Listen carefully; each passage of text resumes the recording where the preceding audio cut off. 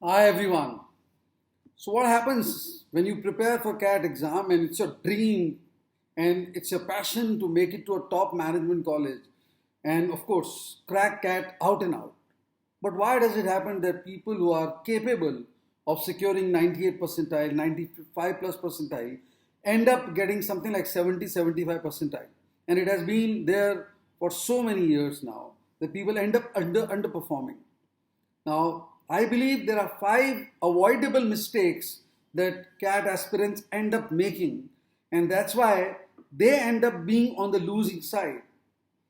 So, I'll talk about these five mistakes. To begin with, the first mistake is to focus always on the weakness. That has always been the case as a trainer in last 20 years I've seen maximum students when they walk inside they know that they are good at language, they know that they are good at reasoning, but maths is their nemesis. Otherwise, also, there are a lot of engineers, they are good at maths, they are good at reasoning, but their language is their nemesis.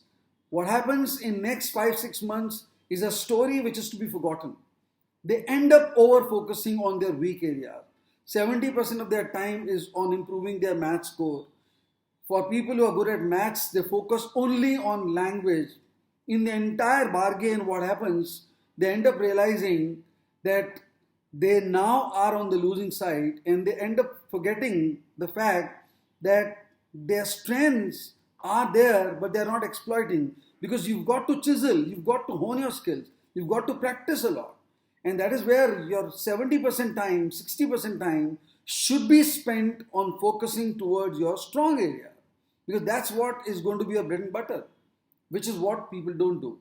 The second mistake it's a cardinal sin. You know, it's something that so many people do.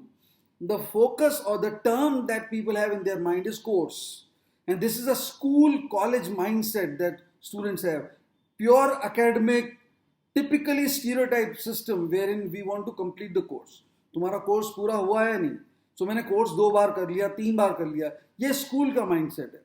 CAT के लिए if you have the same mindset, you end up losing because you don't write tests, you don't write mock tests. The logic that you give is, well, my maths course is not complete. In English, I have not completed grammar.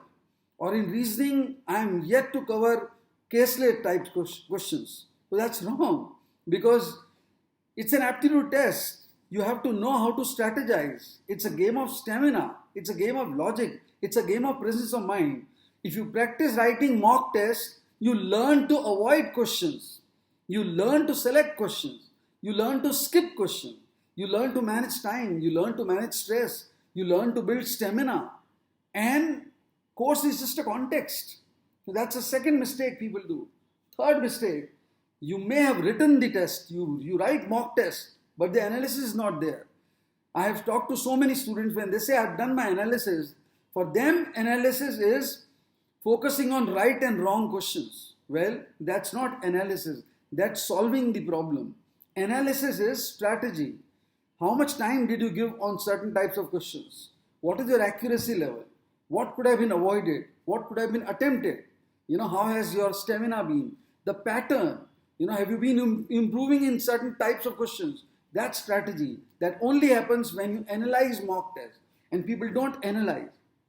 Fourth mistake people commit is they compare. They compare themselves with so many different groups, WhatsApp groups and social media groups, and they end up losing a lot because they don't appreciate and acknowledge their own efforts. For them, improvement by 4 or 5 marks is nothing, but they forget that 4 or 5 marks is a big change in percentile position, and it's a journey, and you are just focusing on the process only. You know, forget about the result.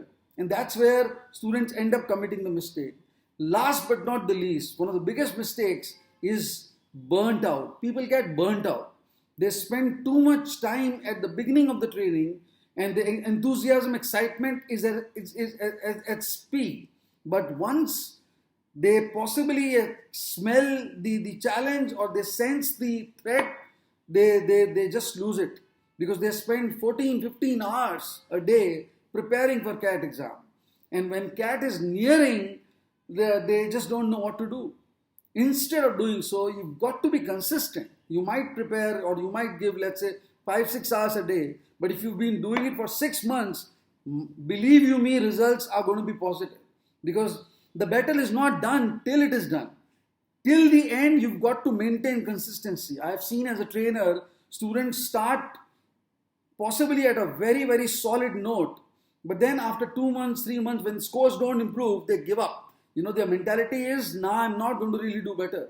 But they forget one thing. When you cover the expanse, the depth and width, on that day, your recall value, your stamina, your strategy, your confidence level can actually help you. And you might end up getting 95 percentile as compared to somebody else who chooses to give up and ends up getting 70 percentile.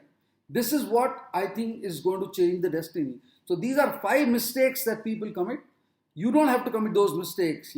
First and foremost is to focus on your weak areas, then focusing on completing the course, then not analyzing the mock test, not writing the mock test, getting burnt out very easily, comparing with friends. These are mistakes that one should avoid. Well, I'm going to talk more about the mindset that is required in CAT exam in next video. If you're liking my videos and if you feel that these videos are helping you, do share and subscribe, because this is how we can build a community which adds value. Thank you so much.